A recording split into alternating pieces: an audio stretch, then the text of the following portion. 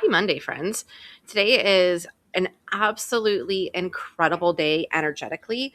Whether you are listening to this on Monday, January 19th, sometime later in the week, or even at a very different day in the future, this energy is already at play. So hopefully, the kind of datedness doesn't feel too limiting as you listen to this. I honestly think if you're listening to the podcast, there's something in here that's going to be really helpful for you, because we're not just talking about the energy at play, we're talking about how we practically integrate that energy. And so even in the future, you're going to have the opportunity to integrate this energy into your life. So yesterday we had a new moon in Capricorn. Today we begin Aquarius season for 2026, but there's just a lot happening right now that I think is really, really cool.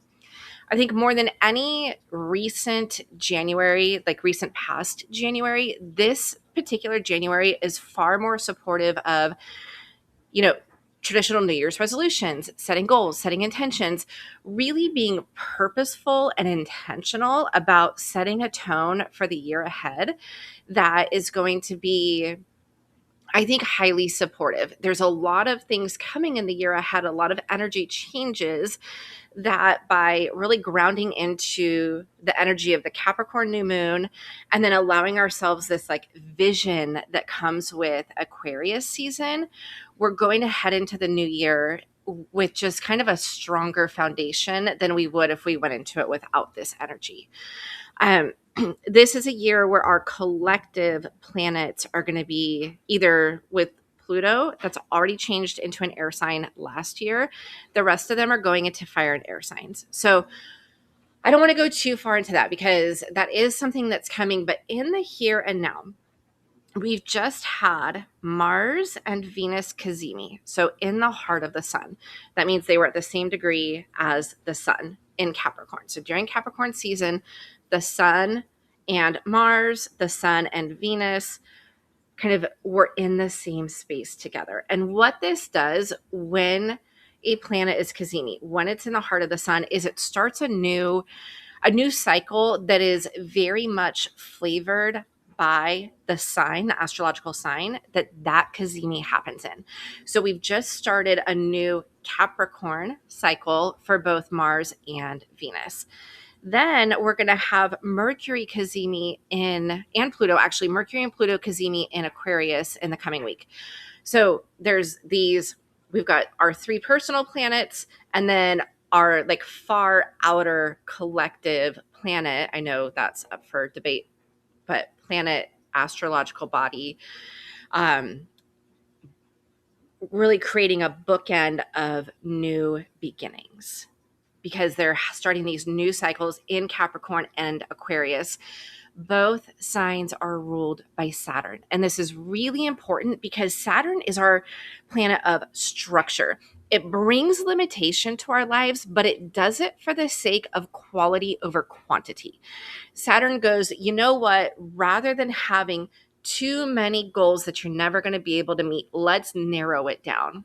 Let's create this vision of what you really, where you are, where you've been, where you are, where you want to be going, and what are the step-by-step processes that you need to put into your life to get there. That's the kind of a limit that Saturn brings with this Capricorn Aquarius combination. I think it's really helpful to think of the ecology of those two signs. Capricorn is a mountain sign. I talk about this all the time when I talk about Capricorn. It is the mountain peak, but it's not just the peak, because in order to get to the top of a mountain, you have to set out on a journey to get there. You have to decide which trail you're going to take. You have to decide what you need to bring with you for that trail. You have to go step by step to get to the top of the mountain. And as someone who loves to hike, I can tell you there are many times along the journey where I will pause and be like, what the F was I thinking? Why am I doing this? My body hates it. My brain is struggling. And when I also have moments of, this is exactly what I needed. My body needed the push. My brain needed the clear air up here on the mountain. I will literally, when I'm hiking, my partner laughs at me all the time because I'll like burp or hiccup or whatever, I physically have energy finally moving through my body when I'm hiking that doesn't otherwise move through my body. But I want to give you that visual because that is Capricorn energy. It is I'm going to set big goals and I'm going to go step by step by step till I meet that goal. And along the way, there's a lot of places where you get to look out and be like, wow, this is a new view. Wow, look how far I've come. Yeah, that was a really hard uphill stint, but dang, it was worthwhile for this view or to stick my feet in this pond or this creek that I came upon. It's the energy of determination, of knowing that often the biggest wins that we have are not the result of some miraculous thing that came out of nowhere, but are the result of all the effort that we put in to get there. Then at the top of the mountain, we get to the end of Capricorn season, and there is just this clear air all around us. We're above the clouds, we're above the smog, we're above all of it. The air is so clear. I went backpacking a couple of years ago, and I remember it was like 2 a.m. I woke up, I had to go to the bathroom, and I stepped outside my tent, and I'm just sitting there thinking I am doing literally the most mundane thing in the world, and yet this is mystical and magical because at 10,000 feet of elevation, I'm looking out and just seeing stars that I don't know I've ever seen before in my life.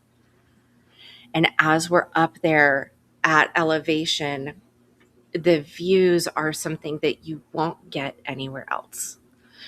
So that's when you think about Aquarius, it's an air sign, but it's that air above the mountains. It's that big picture view.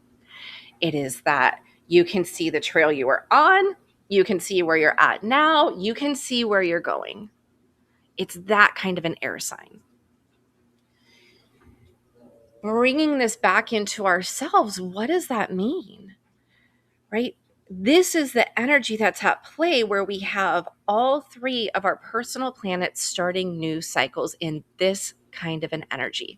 It is mountaintop experience energy. It is not mundane. It is not day to day. It is calling us to redefine the mundane, to redefine the day to day based on what we see up at the top. So we had a new moon in Capricorn yesterday as of the recording. I'm literally recording this on Monday. We had a new moon in Capricorn at the very, very end of the sign. We take everything we learned, everything we've been working towards, and I want you to not just think of that 29-day cycle. I want you to think lifetime. What have you been pushing for in this lifetime? What have you been working toward in this lifetime? And where are you at now? Because it may not feel like you are at the top of a mountain, but I am telling you, because you've been pushing, because you've been working toward it, you are farther along that journey than you ever have been before. And now that you are where you are today, what do you want to do next? And this is not just for the next 29 days. We'll get to that. This is for the next 3 years, for the rest of your life energy, because we have now Pluto in Aquarius, not far from where this new moon is happening, where it's going to be for the next 20 years, right? Pluto is in a 20-year Aquarius cycle. So everything that we are doing today is going to be a theme that plays out through the rest of our lives. And most of us who listen to this podcast are folks who are not at the beginning of our lives. We are people who are somewhere in the middle or maybe even farther along than that, going, I really want to be thinking legacy level. That is a different set of goals than the goals that we had 5-10 years ago, right? I think about, I haven't looked to see what it is, but I see a lot of people posting 2016 on social media, pictures from that. I think about where I was in 2016. My marriage was crumbling. Life as I knew it was coming to an end. I didn't realize, of course, at the time that that's what was going on, but those signs were all around me. Life as I knew it was coming to an end. The next 10 years would be me going through what was the most devastating losses that I have experienced to date. The having to reconcile with the fact that those losses occurred, the pain, the loneliness, all of that that came with it. And then the slow, arduous, sometimes painful, but completely worth it rebuilding. That has been my mountain for the past 10 years. And now, where I sit today may not be the peak of the mountain, but I'll tell you what, it is a mountaintop. And I think that if you give yourself permission to look back over the past 10, 15, 20 years, you will see that you too are at a place that you have worked really hard to get to. And so as you think about the intentions you want to set, as you think about the goals you want to set for the new year, I want you to have that in mind. Sure, I have goals around so I'm not setting a weight loss goal, but I am setting goals around movement, around physical well-being. I have not, for the past probably 6 years, exercise has not been a priority for me. Sure, I go hiking, I'll go for walks, etc. But I would really like to create it as a priority in my weekly calendar. And so I am doing that by right now my goal for this just the last couple of weeks and the next 2 weeks has been bare minimum 2 days of intentional exercise for at least 20 minutes, right? That's not a huge goal, but going from exercise has not been a priority at all to I want to have very intentional movement 2 days a week for 20 minutes a day is that first step. It is the first step toward, I would actually like to be having very intentional movement where it is mapped out, I'm building muscle, I'm getting tone, I'm actually meeting bigger goals, maybe for 3, 4, 5 days a week. But I can't go from 0 to 5 days a week. I can go from 0 to 2. And then I can, after 4 weeks of that, revisit what the next step is. So as you think about what you want your goals to be, that's what I want you to think about, right? Long term, I want my body to be happy and healthy going into, I'm going to turn 44 this week, going into the next 6 years before I turn 50. I want to build the stamina that when I turn 50, I'm stronger than I was at 40. It's a big goal, but it's not going to happen overnight. It's going to happen by me going, yep, for the next 4 weeks, 2 days a week, bare minimum. I've exceeded that the last 2 weeks. But I knew I had to have something that was very, very reasonable and accomplishable, right? SMART goals. They have to be specific. You have to be able to measure them. Specific is 2 days a week, I'm going to exercise. And I'm not ready to be like, I'm going to do exactly this exercise. It's just, I have a little list of things I can do with little to no preparation, and it has to be something from that list. So specific, measurable, I can measure if I'm doing it 2 days a week for 20 minutes each or not. Okay, specific, measurable, achievable. I can achieve 2 days a week for 20 minutes each. Really no problem. That's how I've been able to exceed that, right? And it's realistic. Again, I'm not going from 2 to 5, or I'm not going from 0 to 5. I'm going from 0 to 2. And then the next 4 weeks, it'll be 3. And then it'll be 4. That's what we talk about with realistic. And then timely. I'm not trying to go, okay, I have 6 years and I'm going to, for the next 6 years, do this exact thing. No, I'm breaking it up into smaller chunks of time. Just for 4 weeks. Can I do 2 days a week for 20 minutes a pop? Absolutely. So when you think about your goals, I want you to think about that. Are they, and I know this is like, people use this all the time, but I think it's really helpful. Is it specific? Can you measure it? Can you achieve it? Is it realistic? Those two go hand in hand. And is it timely? Right? So whatever your big legacy goal is, I want you to think about, okay, for this moon cycle, what can I do? That's going to feed into the coming years. And the cool thing with the moon cycles is we have moon phase families. This is not my idea. I got it from April Elliott Kent. She's an astrologer whose podcast I love. She got it from somebody else. But essentially, when we have a new moon, that starts not only a 29-day process, but a 3-year process. Go back to the lunar phase. It's like episode 1 or 2 of season 1. Listen to that if you want more info on it. But again, we're thinking in big legacy level, and then we're going down to small step by step. That is Aquarius and that is Capricorn. We have to keep these two combined because they are intricately linked. We had the new moon, and 27, 28 hours later, the sun is going into Aquarius. So all of these are highly connected. Okay, I want you to think about your goals. It could be something well-being related. It could be something about your career, right? I am in a place, it's really interesting because with my HR career, I'm actually really insanely happy and content with where I'm at. That's not where my big goals are because I honestly spent the last 10 years pushing into those goals. And now I'm at a place where I'm like, I don't have to, I want to grow. I want to improve. There's little things, but legacy level, I really almost like base camp. I want to enjoy where I'm at this phase of the mountain of my career. However, legacy level, most true you, that's a different story. This is a year of going, I have been building for the past 5 years, and now it's no longer foundational. It is really filling in all the missing pieces. For me, this feels very end of Capricorn. I have spent the last 5 years really kind of figuring out what I'm building, what I want to build, what the structures need to be, kind of taking that like step by step. And it has felt very limited, very constricted, but now it feels like this is about to go big. And I don't mean that any sort of way, except that all that constriction I have felt feels like it is getting released.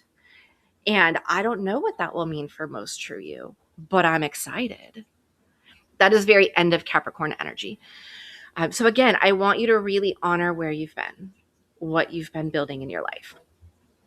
And I'm just sharing those things with you because I hope that it jogs something for you.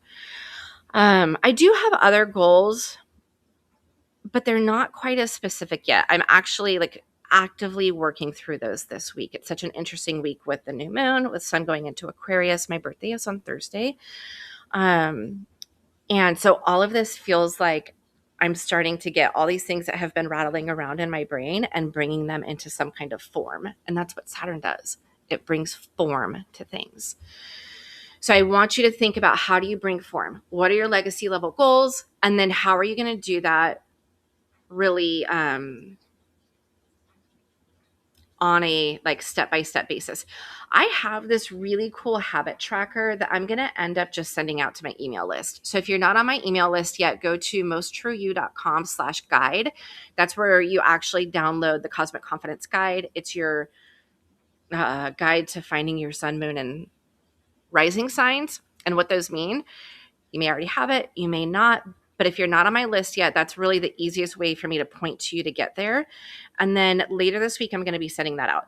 If you miss that, you're listening to this later, you're like, I really need that habit tracker, just email me, hello@mosttrueyou.com. I'll be happy to send you the habit tracker. But that's what we need. That is the energy of this new moon. We have to have a big goal. We have to have something that takes into account the vision, the Aquarius vision of where we've been, where we are, where we want to go. You can even ask yourself those questions, journal them, paint them, dance them, talk them through, whatever you need to process that. Where have you been? Where are you now? Where do you want to go? And then, okay, now that you know where you are and where you want to go, what are the steps that you can take over the next 4 days, over the next 28, 29-day cycle, whether it's through new moon to new moon, whether it's from the day that you're listening on, whether you start it next Monday and go for 4 weeks.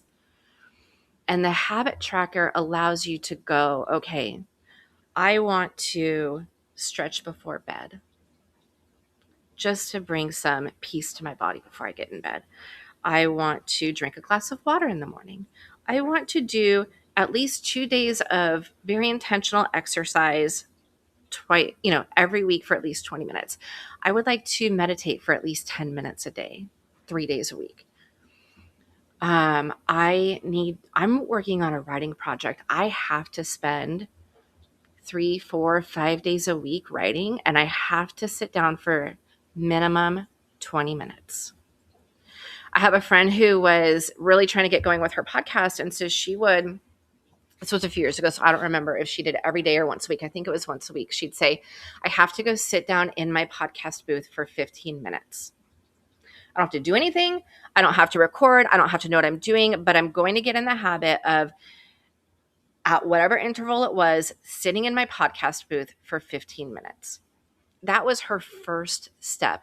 That's what you would put on the habit tracker. Sit in my podcast booth for 15 minutes.